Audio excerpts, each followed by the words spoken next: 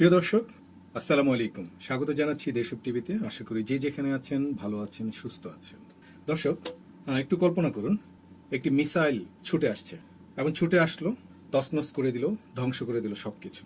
ঠিক একই রকমভাবে আজকে বাংলাদেশের রাজনীতিতে একটি ডিম নিক্ষেপকে কেন্দ্র করে সারাদিন যা যা ঘটে গেল তাকে ওই মিসাইল নিক্ষেপের সাথে কেবল তুলনা করা যায়। একটি ডিম নিক্ষেপকে কেন্দ্র করে আজকে রাজধানীতে, বিশেষ করে রাজনীতিতে আরও যদি স্পেসিফিক বলতে চাই তাহলে ঢাকা ৮ আসনে যা যা ঘটে গেল সারাদিন, সেই বিষয়টির দিকে একটু দৃষ্টিপাত করা যায়।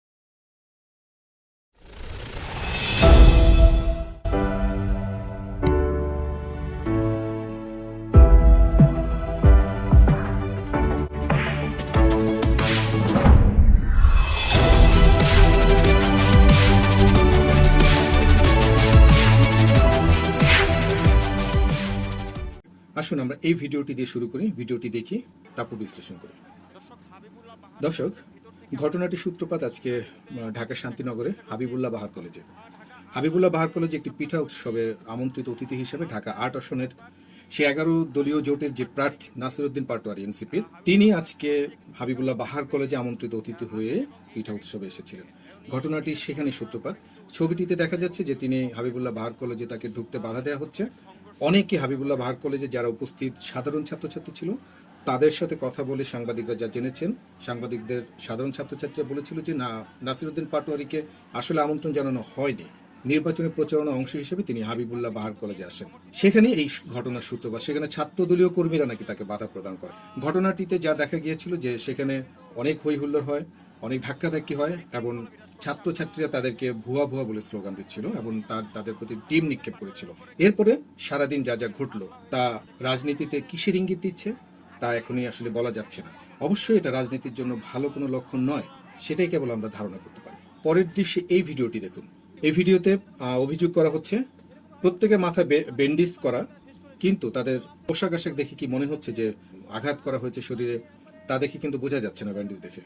তারা দাবি করছে যে এনসিপির যারা আজকে হাবিবুল্লাহ বাহার কলেজে এসেছিল নির্বাচনী প্রচারণা অংশ হিসেবে, সেখানে তাদেরকে হত্যার উদ্দেশ্যেই আসলে এই কর্মকাণ্ডটা ঘটানো হয়েছে এবং নাসিরউদ্দিন পাটোয়ারি সহ তার সাথে যারা ছিল তাদের প্রত্যেককেই হত্যা করার উদ্দেশ্যে তাদের হুমকি দেওয়া হয়েছিল। এই ভিডিওটি তারা কি বলছে। প্রিয় দর্শক, প্রথম দৃশ্যে যা দেখা যাচ্ছে যে হাবিবুল্লাহ বাহার কলেজে এনসিপির কর্মীদের সাথে সাধারণ ছাত্রছাত্রী হোক অথবা ছাত্রদল কর্মী হোক, যারাই হোক, তাদের অনেক ধস্তাধস্তি হচ্ছে এবং এখানে দেখা যাচ্ছে যে পুলিশ একসময় উপস্থিত হয়েছে এবং তাদেরকে ঘিরে রাখার, বিশেষ করে নাসিরউদ্দিন পাটোয়ারিকে নিরাপত্তা দেওয়ার চেষ্টা করছে, কিন্তু নাসিরউদ্দিন পাটোয়ারি পুলিশদেরকে অ্যাভয়েড করে সে আরো সামনের দিকে চলে আসছে যেন ঘটনাটা ঘটুক এবং তিনি ইঙ্গিত করছেন যে ডিমটা যেন তার দিকে নিক্ষেপ করে এবং তার দিকে আরো ডিম ছুড়ে মারে। এই দৃশ্যে দেখা গেছে তিনি তাই ইঙ্গিত করছেন এবং এই দৃশ্য থেকে যে জিনিসটা দেখা যাচ্ছে যে এই ঘটনার পরপরই পুলিশ সহ অন্যান্য যারা ছিল তারা সবাই নাসিরউদ্দিন পাটোয়ারি সহ তার সাথে যারা যারা ছিল তাদেরকে নিয়ে হাবিবুল্লাহ বাহার কলেজ থেকে বের হয়ে যাচ্ছেন এবং এই বের হয়ে যাওয়ার পথে কিন্তু কাউকে কোথাও কোনো ধরনের আঘাতের চিহ্ন নেই, কোনো মারামারির দৃশ্য এখানে সাংবাদিকরা কিন্তু দৃশ্যায়ন করতে পারেনি। কোনো মারামারি নেই, যা কিছু ছিল ভুয়া ভুয়া স্লোগান ছিল, ধস্তাধস্তি ছিল, হই হুল্লোড় ছিল এবং শেষ পর্যন্ত দেখা গেল নাসিরউদ্দিন পাটোয়ারি তার লোকবল নিয়ে, দলবল নিয়ে, সবাইকে নিয়ে হাবিবুল্লাহ বাহার কলেজ থেকে বের হয়ে যাচ্ছে এবং এই বের হয়ে যাওয়ার মুখে কিন্তু কোনো ধরনের আক্রমণাত্মক কোনো কিছু দেখা যায়নি এবং কার উপরে আক্রমণ করেছে এমন ধরনের কোনো দৃশ্য কিন্তু ক্যামেরায় চোখে পড়েনি। তারা দেখা গেল হাবিবুল্লাহ বাহার কলেজ থেকে বের হয়ে তারা বাইরে এসে রাস্তার মধ্যে বসে পড়লো এবং বসে তারা প্রতিবাদ জানাচ্ছে। সে কোনো এক ধরনের হই হুল্লোড় হলো, হইচই হলো, খুব আক্রমণাত্মক ভঙ্গিতে এনসিপির কর্মীদেরকে তারা এক ধরনের ভুয়া ভুয়া স্লোগান দিল এবং তাদেরকে ওখান থেকে তাড়াবার চেষ্টা করলো। কিন্তু এখানে কোথাও কিন্তু দেখা গেল না তাদের উপরে আক্রমণ করা হলো, যেসব দৃশ্য আমরা নির্বাচনী প্রচারণাগুলোতে ইতিপূর্বে দেখে এসেছি। বাংলাদেশের ইতিহাসে বাংলাদেশের নির্বাচনী যেই পরিবেশ, নির্বাচনী যেই সংস্কৃতি, সেখানে এর চেয়েও কিন্তু অনেক মারাত্মক ঘটনা ঘটে নির্বাচনী প্রচারণাগুলোতে। আজকের এই দৃশ্যে হই হুল্লোড় হয়েছে, ধাক্কাধাক্কি, ধস্তাধস্তি হয়েছে, অনেক হইচই হয়েছে, কিন্তু কোথাও কারো উপরে আক্রমণ করার দৃশ্য কিন্তু দেখা যায় না। কিন্তু শেষ পর্যন্ত নাসিরউদ্দিন পাটোয়ারি সহ যারা যারা ছিল তারা কি করলো, সংবাদ সম্মেলন করলো, তারা মাথা ব্যান্ডেজ বেঁধে কর্মীদেরকে নিয়ে আসলো তাদের অফিসে। তারা যখন এখান থেকে চলে গেল, সেখানে মাইক্রোবাস থেকে, এই দৃশ্যে দেখুন, মাইক্রোবাস থেকে কর্মীদেরকে নামাচ্ছে, ব্যান্ডেজ বাঁধা, ধরে ধরে নামাচ্ছে। অথচ এই ধরনের কোনো মারামারির দৃশ্য হাবিবুল্লাহ বাহার কলেজ থেকে বের হওয়ার, ঢোকা এবং বের হওয়া পর্যন্ত এই সময়ের মধ্যে কোনো ক্যামেরায়, TV media, print media, digital media অথবা সামাজিক যোগাযোগ মাধ্যমের কোথাও কিন্তু এই দৃশ্য দেখা যায়নি। অথচ দেখানো হলো তাদের কর্মীদের আক্রমণ করা হয়েছে, ব্যান্ডেজ বেঁধে খুব অসুস্থ হয়ে তাদেরকে ধরে মাইক্রোবাস থেকে নামানো হচ্ছে। দর্শক, ঘটনার পরপরই এনসিপির কর্মীরা সাংবাদিকদের সামনে যা দাবি করলো তা হলো বিষয়টা এরকম যে তাদের উপরে প্রচুর আক্রমণ করা হয়েছে। তাদের প্রত্যেকটা কর্মীকে ছাত্রদলের কর্মীরা, মির্জা আব্বাসের সমর্থকরা তাদের উপর হামলা করেছে। তাদেরকে হত্যার উদ্দেশ্যে ছিল নাকি এই হামলা। এনসিপির প্রধান নাহিদ ইসলাম এবং নাসিরুদ্দিন পাটোয়ারি সহ অন্যান্যরা সাংবাদিক সম্মেলন করে বিএনপির প্রতি, এবং বিশেষ করে সবচেয়ে অবাক করা বিষয় যেটা, সরাসরি তারেক রহমানকে উদ্দেশ্য করে আক্রমণাত্মক বক্তব্য দেয়। তারেক রহমান নাকি নির্দেশ দিয়েছেন সরাসরি আজকের এই ঘটনাটা ঘটানোর জন্য, এবং তাদেরকে হত্যা করার উদ্দেশ্যে এই পরিকল্পনা নাকি তারেক রহমানের পক্ষ থেকে করা হয়েছে। প্রিয় দর্শক, দেখুন কতটা হাস্যকর, কতটা অপরিপক্ক পরিকল্পনা অংশ হিসেবে আজকের ঘটনাটি ঘটিয়েছে বলে এবং ঘটানো হয়েছে বলে আমাদের এই দৃশ্যগুলোতে প্রতীয়মান হয়।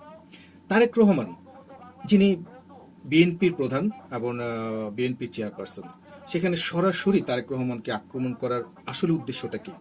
তারা মির্জা আব্বাসকে বলতে পারতো, যেহেতু এটা মির্জা আব্বাসের আসন এবং যারা ওখানে তাদের উপরে হামলা করেছে বলে তারা দাবি করে তারা তো মির্জা আব্বাসের কর্মী। তাহলে সামান্য এই ছোট একটি ঘটনা, হাবিবুল্লাহ বাহার কলেজের মতো এই একটি সামান্য একটি জায়গার সামান্য এই ঘটনাটাকে তারেক রহমান হ্যান্ডেল করতে যাবেন কেন? এর জন্য কি মির্জা আব্বাসই যথেষ্ট ছিল না? কিন্তু আসলে এটা তাদের বক্তব্য থেকে এটা উদ্দেশ্য প্রণোদিতভাবে আসলে আজকের ঘটনা ঘটানো হয়েছে বলে মনে হয়। কারণ তারেক রহমানকে উদ্দেশ্য করে বলার একমাত্র কারণ হচ্ছে তারেক রহমানের ইমেজকে নষ্ট করা, বিএনপির ইমেজকে নষ্ট করা। তারা সরাসরি মির্জা আব্বাসকে বলতে পারতো, সেক্ষেত্রে খুব একটা দোষের কিছু ছিল না। মির্জা আব্বাসের ভূমিকা নিয়ে প্রশ্ন তোলা যেতেই পারে, কিন্তু তারেক রহমানকে যখন উদ্দেশ্য প্রণোদিতভাবে এই হামলার ব্যাপারে তাকে জড়িত করা হচ্ছে, তাকে জড়ানো হচ্ছে, তার মানে বোঝা যাচ্ছে যে অবশ্যই এটি কোনো পূর্ব পরিকল্পনার অংশ হিসেবে আজকের ঘটনাটি ঘটানো হয়েছে। প্রিয় দর্শক, ডিম নিক্ষেপ বিষয়টা খুবই ছোট, তারপরও রাজনীতিতে কিন্তু নতুন নয়। বিশেষ করে শুধু বাংলাদেশ না, বিশ্ব রাজনীতিতেই ডিম নিক্ষেপটা একটি প্রতিবাদের ভাষা হয়ে দাঁড়িয়েছে। বিশেষ করে এনসিপি এবং নাসিরুদ্দিন পাটোয়ারির জানা উচিত যে রাজনীতিতে যেহেতু নেমেছেন এবং নির্বাচনে যেহেতু অংশগ্রহণ করবেন জীবনের প্রথম, বাংলাদেশের নির্বাচনী যে পরিবেশ, নির্বাচনী যে সংস্কৃতি, সেটা সম্পর্কে আশা করি আপনার ভালো ধারণা আছে। ধারণা না থাকলে আপনি বিষয়টি আরও গভীরভাবে পর্যবেক্ষণ করে নেবেন, ইতিহাস ঘেঁটে নেবেন, নির্বাচনী প্রচারণাগুলোর পরিবেশ কেমন হয়, কতটা গরম থাকে এই পরিবেশগুলো, সেই তুলনায় কিন্তু এবার খুব সেভাবে দেখা যাচ্ছে না। বিচ্ছিন্ন কিছু ঘটনা কোথাও কোথাও ঘটছে, কিন্তু একেবারে যে উল্লেখ করার মতো, বিশেষ করে আজকের যে ঘটনাটি, একটি ডিম নিক্ষেপকে কেন্দ্র করে সারাদিন এনসিপি, জামাত এবং 11 দলীয় জোটের পক্ষ থেকে যেভাবে বিষয়টাকে উপস্থাপন করা হলো, ডিম নিক্ষেপকে কেন্দ্র করে যেভাবে প্রতিবাদ প্রতিরোধের ডাক দিল, যেভাবে তারেক রহমানকে উদ্দেশ্য প্রণোদিতভাবে তাকে অভিযুক্ত করার চেষ্টা করা হলো, এ থেকে স্পষ্টভাবে বোঝা যাচ্ছে যে এই ডিম নিক্ষেপের ঘটনাটি আদতেই জাস্ট শুরু মাত্র। সামনের দিকে এনসিপি এবং জামাত বা 11 দলীয় জোট আরও কি কি ঘটাতে পারে রাজনীতিতে, সেটি কিন্তু এখন দেখার বিষয়। সবার দৃষ্টি কিন্তু এখন ওই দিকে। আজকের এই সামান্য ডিম নিক্ষেপের ঘটনাকে যদি তারা এইভাবে এত বড় করে প্রকাশ করতে পারে এবং এর প্রতিবাদ স্বরূপ তারা এত দূর প্রতিক্রিয়া দেখাতে পারে, তাহলে আমরা আশঙ্কা করতেই পারি সামনের দিকে এনসিপি এবং 11 দলীয় জোট শুধু 8 আসন নয়, বাংলাদেশের প্রতিটি আসনে এবং সার্বিক নির্বাচনী পরিবেশ পরিস্থিতি নিয়ে কি কি করতে পারে সেটি কিন্তু আমরা দেখার অপেক্ষায় রইলাম। আরেকটা কথা মির্জা আব্বাসের প্রতি, জনাব মির্জা আব্বাস, দেখুন আপনি একজন অভিজ্ঞ রাজনীতিবিদ, রাজনীতির মাঠে আপনি অনেক দিনের খেলোয়াড় এবং অনেক অভিজ্ঞ খেলোয়াড়। সামান্য একজন নাসিরুদ্দিন পাটোয়ারি ঢাকা 8 আসন থেকে আপনার প্রতিদ্বন্দ্বী হিসেবে দাঁড়িয়েছে। বিষয়টাকে আসলে আপনার সহজভাবে নেওয়া উচিত, কারণ আপনি নিশ্চয় আশা করবেন না প্রতিদ্বন্দ্বীহীনভাবে আপনি ঢাকা 8 আসন থেকে নির্বাচনী বৈতরণী পার হয়ে যাবেন। এমনটা আশা করা অন্তত আপনার মতো রাজনীতিবিদের পক্ষে তো কোনোভাবেই আশা করা যায় না। নাসিরুদ্দিন পাটোয়ারি একজন নতুন রাজনীতিবিদ এবং যেহেতু রাজনীতির মাঠে আপনার প্রতিদ্বন্দ্বী হয়ে গেছে, সেহেতু সহনশীল আচরণ আপনার যেমন করতে হবে, আপনার কর্মীদেরকেও সহনশীল আচরণ করানোর জন্য উদ্যোগ নেওয়াটা আপনার হাতে কিন্তু, এবং এটা আপনার জন্য খুব জরুরি। আপনি যদি নাসিরুদ্দিন পাটোয়ারিকে স্বাচ্ছন্দ্যে আপনার নির্বাচনী এলাকায় নির্বাচনী প্রচারণার সুযোগ করে দেন, তাতে কিন্তু আপনি ছোট হবেন না, বরং আপনি বড় হবেন। আপনি কর্মীদেরকে নির্দেশ দেন, আপনি নাসিরুদ্দিন পাটোয়ারির সাথে আপনার এলাকায় যখন নাসিরুদ্দিন পাটোয়ারি যাচ্ছে নির্বাচনী প্রচারণা, আপনি তার সাথে একদিন দেখা করেন, দেখা করে আপনি বলেন, তাকে সাহস দেন, তাকে ভরসা দেন, আপনার কর্মীরা যেন তার উপরে কোনো ধরনের হামলা বা আক্রমণাত্মক ভূমিকা না নেয়।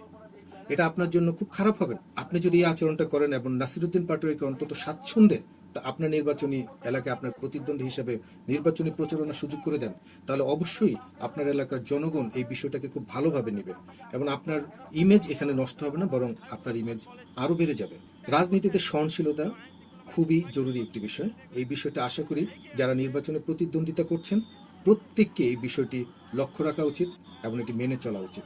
রাজনৈতিক আচরণ কিন্তু এখন জনগণ লক্ষ্য করছে। আগের মতো বাংলাদেশ কিন্তু নেই। আগের নির্বাচনী প্রচারণাও আশা করা যাবে না।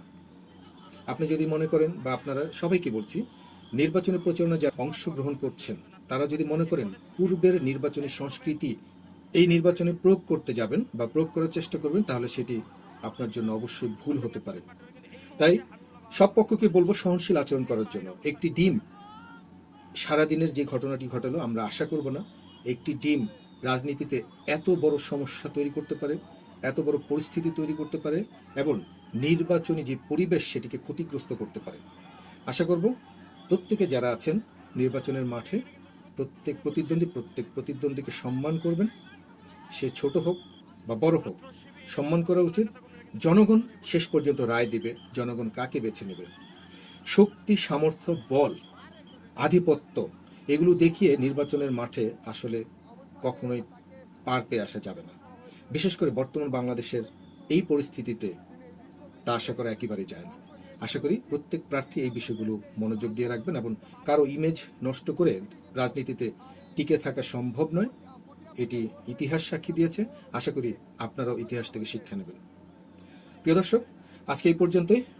আবার দেখা হবে পরবর্তী ভিডিওতে। সে পর্যন্ত সবাই ভালো থাকবেন। ধন্যবাদ।